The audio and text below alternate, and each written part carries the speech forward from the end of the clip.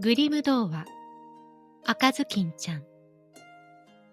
昔々あるところにとても可愛らしい小さな女の子がいました。誰が見ても思わず可愛いと思ってしまう子でしたが、誰よりもこの子を可愛がっていたのはおばあさんでした。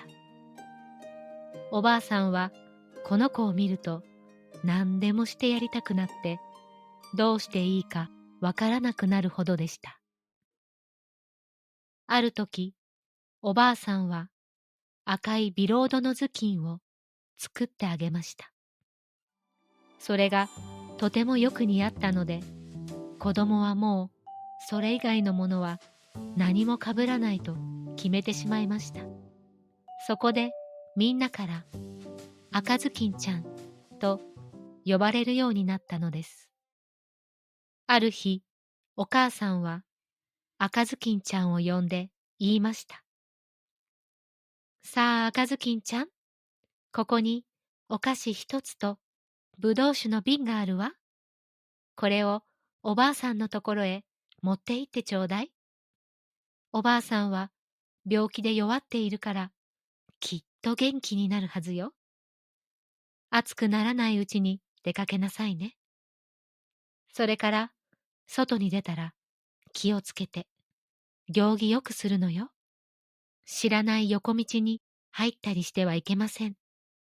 転んで瓶を割ったらおばあさんにあげるものがなくなってしまうからね。それからおばあさんの部屋に入ったら、まずおはようございますと言うのを忘れないで。入っていきなりキョロキョロ見回したりしてはいけませんよ。そんなことちゃんとできるわ。と赤ずきんちゃんは答えて指切りしました。おばあさんの家は村から半里ほど離れた森の中にありました。赤ずきんちゃんが森に入りかけると、狼がひょっこり現れました。でも赤ずきんちゃんは狼がどんなに悪い獣か知らなかったので、怖いとも思いませんでした。赤ずきんちゃん、こんにちは。と狼が言いました。ありがとう、狼さん。こんなに早くからどこへ行くの？おばあさんのところよ。前掛けの下に持っているのは何だい？お菓子とぶどう酒。おばあさんが病気だからお見舞いに持っていくの。昨日お母さんが焼いたのよ。これできっと元気になるわ。おばあさんの家はどこにあるんだい？ここからまだ8、9丁歩いた森の奥。大きな樫の木が3本立っていて、その下のお家よ。家の周りにくるみの生垣があるからすぐわかるわ。赤ずきんちゃんはそう教えてやりました。狼は心の中で考えました。若くて柔らかそうな娘だ。こいつはうまそうだな。ばあさんよりずっといい味がするに違いない。両方まとめて食べる工夫をしよう。そこで狼はしばらく赤ずきんちゃんと並んで歩きながら言いました。赤ずきんちゃん、あたり一面に花が咲いているじゃないか。どうして見ていかないんだい？小鳥だってあんなにいい声で歌っているのに、まるで聞いていないようだ。学校に行くみたいに急いで歩いているけれど、森はこんなに明るくて楽しいのに。そう言われて赤ずきんちゃんは顔を上げました。木の茂みから差し込む日の光がキラキラ踊っていて、どの木にも美しい花がいっぱい咲いているのが見えました。そうだわ。おばあさんに元気なお花を摘んで花束にして持っていこう。きっと喜んでくださるわ。まだ朝早いし、時間までに行けるでしょう。そう思うと、赤ずきんちゃんは横道に入り、花を摘み始めました。一つ摘むと、もっときれいなのがある気がして、次から次へと森の奥へ進んでいきました。その間に、狼はまっすぐおばあさんの家へ駆けつけ、トントンと戸を叩きました。おや、どなたですか？赤ずきんちゃんよ。お菓子とぶどう酒をお見舞いに持ってきたの。開けてちょうだい。取っ手を押しておくれ。病気で弱っていて起きられないんだよ。狼は取っ手を押しました。戸はすぐ開きました。狼は中に入ると、何も言わずにまっすぐおばあさんの寝ているところへ行き、一口でおばあさんを飲み込んでしまいました。それからおばあさんの服を着て、頭巾をかぶり、寝床に横になってカーテンを引きました。その頃、赤ずきんちゃんは花を集めるのに夢中で森中を走り回っていました。持ちきれないほど集めたとき、ようやくおばあさんのことを思い出して、いつもの道に戻りました。おばあさんの家に着くと、戸が開いたままになっているので、不思議に思いながら中に入りました。すると、何かいつもと違う気がして、変だわ。どうしたのかしら。おばあさんのところへ来れば、いつも楽しいのに、今日はなんだか胸がドキドキして気味が悪いわ。と思いながら大声で、おはようございます。と呼んでみました。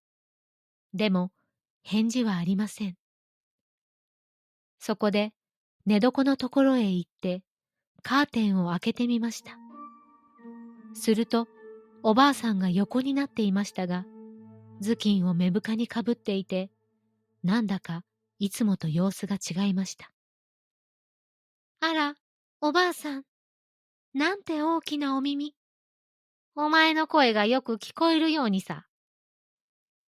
あら、おばあさん、なんて大きなお目目。お前がよく見えるようにさ。あら、おばあさん、なんて大きなお手手。お前を捕まえられるようにさ。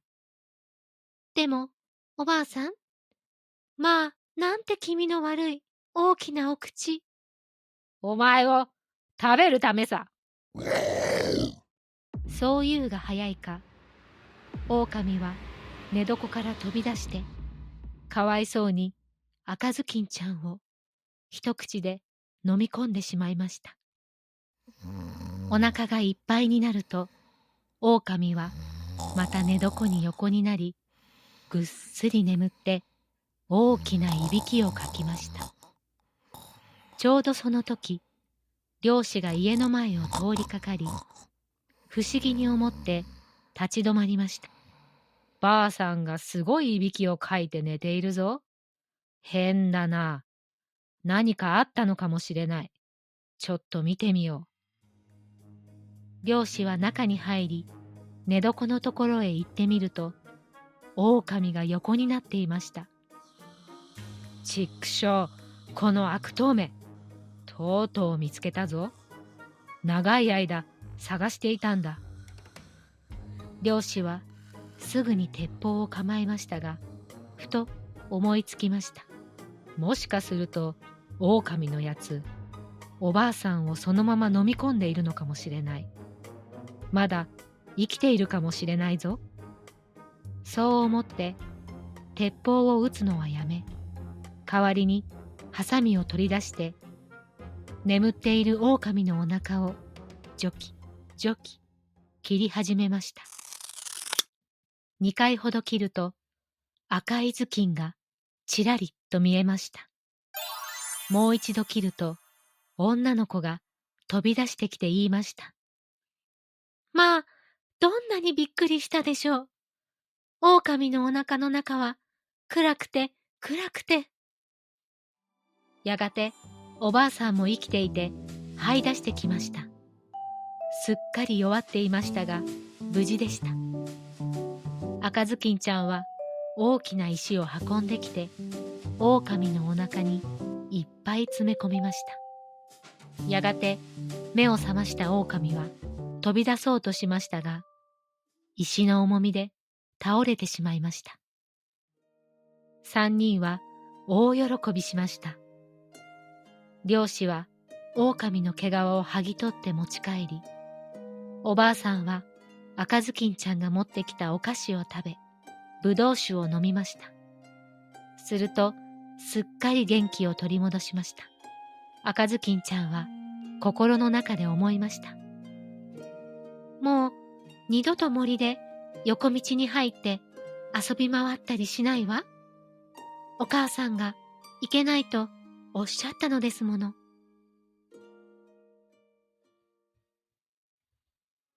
ことの葉の森でのひととき、いかがでしたか？このチャンネルでは物語や詩を静かに読み継いでいます。